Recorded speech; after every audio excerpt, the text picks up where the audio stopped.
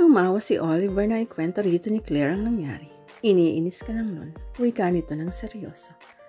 Ngayon ka pa ba mai-insecure samantalang na ipakilala na kita sa parents ko? Gusto ka nila. Alam kong bakit. Kasi kasinsipag at kasintyaga mo ang mami ko. Kaya nga nagustuhan din siya ng daddy ko. Paano nga kapag nilandi-landi ka ng Mika na yun? Sanay na ako sa ganyan. Anong ibig mong sabihin? Maraming nang lalandi sa'yo. Honey, bago kita niligawan, alam ko na ikaw na lang ang gusto ko. Kaya ipinangako ko nga ngayon na ikaw na lang. Simula nang makilala kita, ikaw ang babaeng tinignan ko. Talaga? Oo. Oliver, tutuloy ko ang pag-aaral ko sa susunod na pasukan. Kahit 2 taong kurso lang para naman hindi ako masyadong walangan sa'yo. Naisip ko kasi ang sinabi ni Mika na hindi tayo bagay.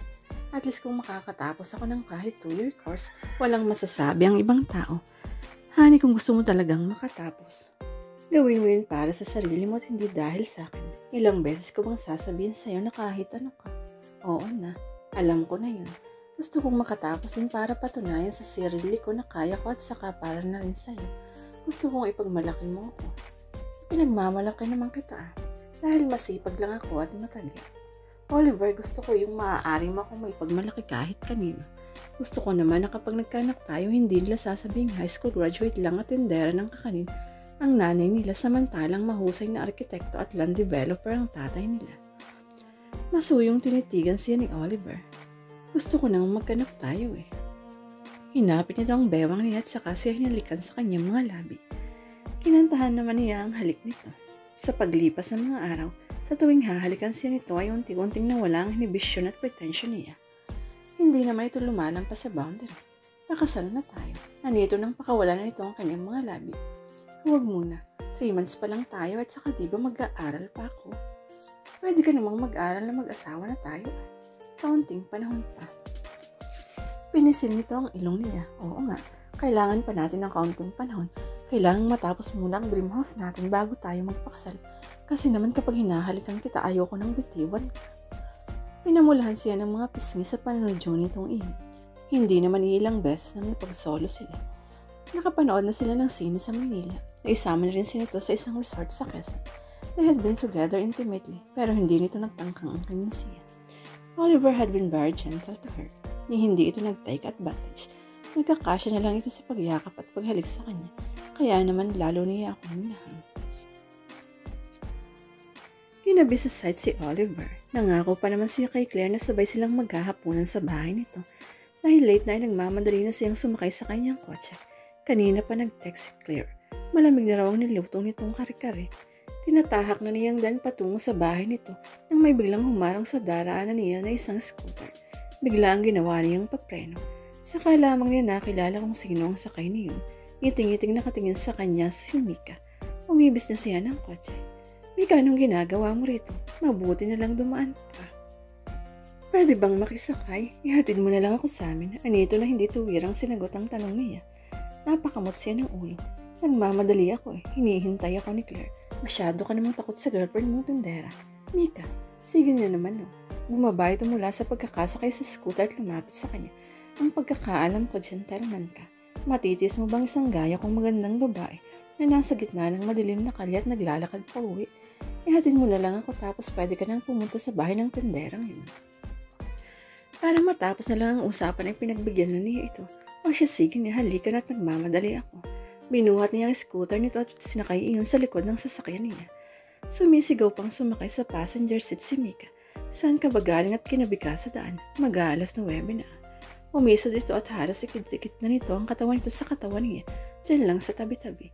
Mika, pangit tingnan sa babae ang ginagabi sa daan. Ganun, kaya ba nagustuhan mo si Claire kasi hindi siya ginagabi sa daan? Mika, hinaplos nito ang hita niya na labis na ikinagulat niya. Tell me, Oliver, am I not attractive? You are attractive. Then why can't you like me? Bakit si Claire? Dahil mahal ko siya. Namalayan na lamang niyang gumagapang sa gitna ng mga hita niyang kamay nito. Pinalis niya yun. Huwag mong pababayin ang sarili mo, Mika. Maganda ka. Inalis nito ang kamay nito sa mga hita niya. Para ka namang tuod. Oliver, give up na ako sa'yo. One last request na lang. O ihatid mo ko sa bahay ko. Bakit pa? Sige na, hindi naman kita isisidiyos. Gabi na kasi kapag gising pa ang lola ko, tiyak na pagagalitan ako nun. Napahugot siya ng malalim na hininga at para hindi na magkonsumo ng malaking oras pinagbigyan na niya ito. Madilim sa loob ng bahay nang makapasok sila ron. Wala ring palatandaan na may gising pang kasambahay. O tulog na siguro ang lola mo, maiwan na kita. Aniya rito nang maihatid niya ito. Hinawakan ito ang kamay niya. Ikaw naman ngayon ka lang nakapunta rito eh. Aalis ka na agad. Uminom ka muna kahit juice or if you want, ipagtitimpla kita ng kape. Tumingin sila sa rila niya. Naghihintay sa akin si Claire. Please pagbigyan mo na ako. Pagsusuma mo ito. Parang thank you ko na rin sa'yo dahil pinagbigyan mo ako na ihatid ako hanggang dito sa loob ng bahay. Tinitigan niya ito. Pakibilisan lang at nahihirap na si Claire sa paghihintay sa akin. Maupo ka muna. Naupo naman siya. Mabilis na tinungo nito ang kusina. Pagbalik nito ay may dala ng isang basong juice. Iniabot sa kanya ang baso. Uminom siya ng juice para makalis na siya. Pagkatapos ay tumayo na siya. Thanks, aalis na ako. Habang sinasabi niya yun, nakaramdam siya ng unti-unting pagkahilo. Kasunod nila ay dumilim ang paligid niya. Hindi na niya alam ang mga sumunod na nangyari. Isang malaking balita ang kumalat sa buong baryo kinabukasan. Balitang parang bulkang sumabog sa pandinig ni Claire. Personal na pinuntahan siya ni Susan. Alam mo na ba ang balita? Balitang ano? Sina Oliver at Mika. Nagpasundo raw ng judge si Mrs. Alfonso sa bahay ngayong umaga dahil nahuli raw nito kagabi ang dalawa sa mainit na tagpo sa salas. Hindi siya nakakilos. Ilang sandali bago na-absorb ng utak niya ang sinabi nito. Pakiramdam niya ay nanigas ang kanyang mga paa, pati ang buong katawan niya. Nais niyang uminak kung walang luhang tumulong mula sa kanyang mga mata. Kinagap nito ang isang kamay niya. Claire, pasensya ka na kung nabigla kita. Kasi malalaman mo rin naman, hindi ba rin siya nakahuma? Kaya pala napanis na siya sa paghihintay kay Oliver ng nagdaang gabi. At hindi na ito nakarating kasama pala nito si Mika. Clarice ang palagay ng lahat ng taga-baryo. Pinlano ni Mika ang nangyari. Saka pa lang siya natauhan. Pinlano, anong ibig mo sabihin? Pikot. Noon na mo ang luha niya. Tumango ito. Parang gano'n na nga. Ang klase ng tao at lalaking gaya ni Oliver magpapapikot.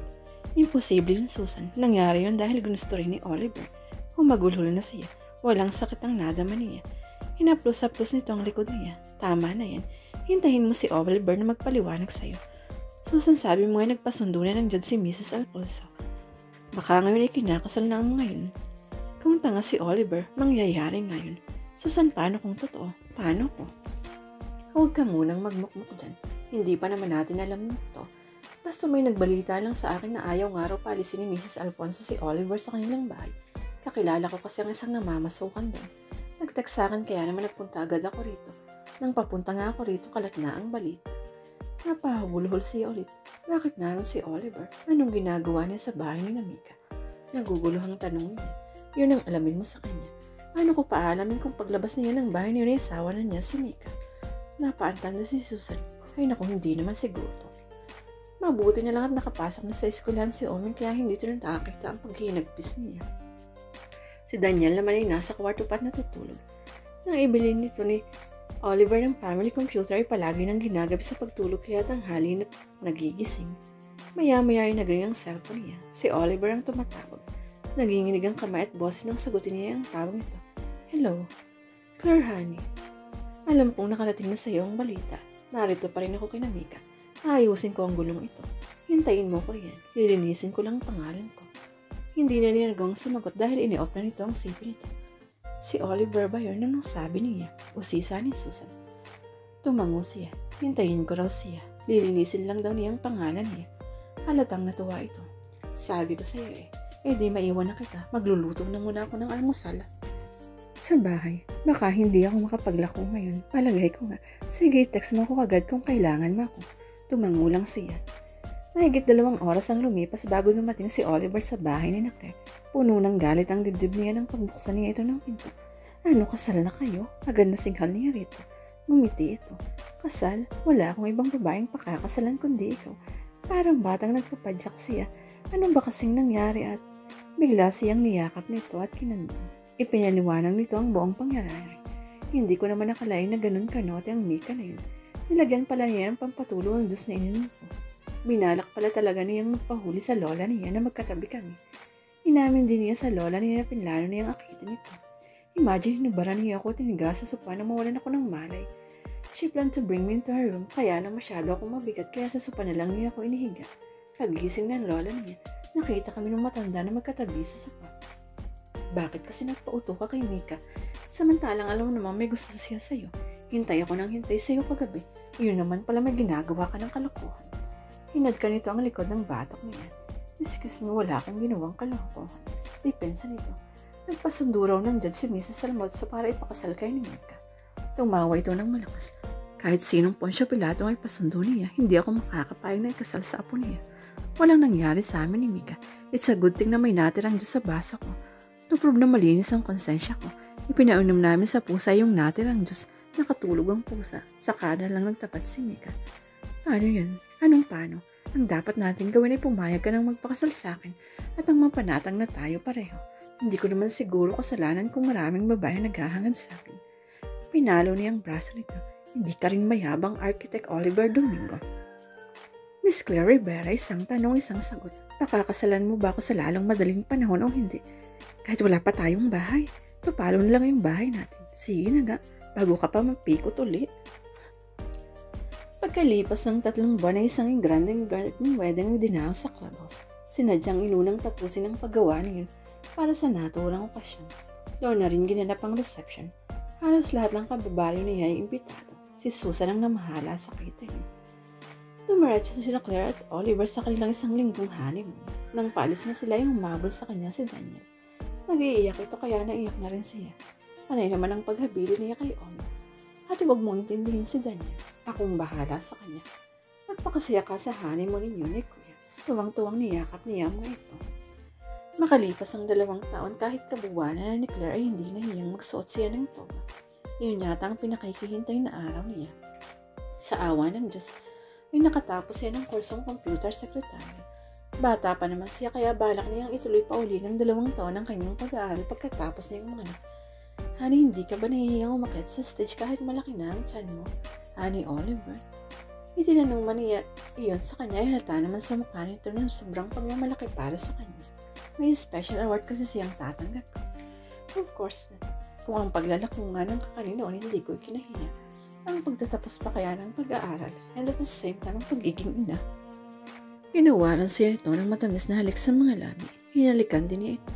Maraming salamat sa paghintay mo na makatapos ako bago tayo nag-anak. I love you so much. I love you more. Ganting sabi nito. Nagumpisa na ang commencement exercise nang tawagin ang pangalan niya para makat sa entablado at tanggapin ang kanyang diploma. Ay saka naman sumakit ang kanyang tiyan. Ganun pa man ay pinilit pa rin niyang maglakad. Nakangiting tinanggap niya ang kanyang diploma. Si Oliver nagsabit ng medalya niya.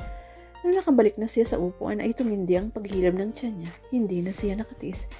Tinawag na niya ang pangalan ng kanyang asawa na sadyang upo malapit sa kanya. Oliver, manganganak na yata ako. Agad na din lang siya nito. Tarantang-taranta ito. Pinuhat siya nito at inilabas ng hall. Pareho na silang nanaming na makita ang kanilang panganay. Pagkapanganak niya, ililipat na sila sa ipinatayong bahay ni Oliver. Noon ay mamumuhay sila bilang isang masayang pamilya kasama si Daniel. Si Oming ay nakausap sa kanilang mag-asawa na maiwan sa bahay na nabili nila noon. Pag-aari na iyon nito at ng magiging asawa nito. Iniwan man niyang paglalako ng kakanin at pagtitinda pa rin ang pinasok niyang negosyo. Sa bukana ng subdivision ay pinagpatayo siya ni Oliver ng malaking grocery store. Ano pat natupad na ang lahat ng kanyang mga pangarap sa buhay. Higit sa lahat ay ang dalangin niyang makapag-asawa ng mabait at responsableng lalaki. May bonus pa siya dahil napakagwapo ng kabiyak niya. Wala na siyang mahihiling pa.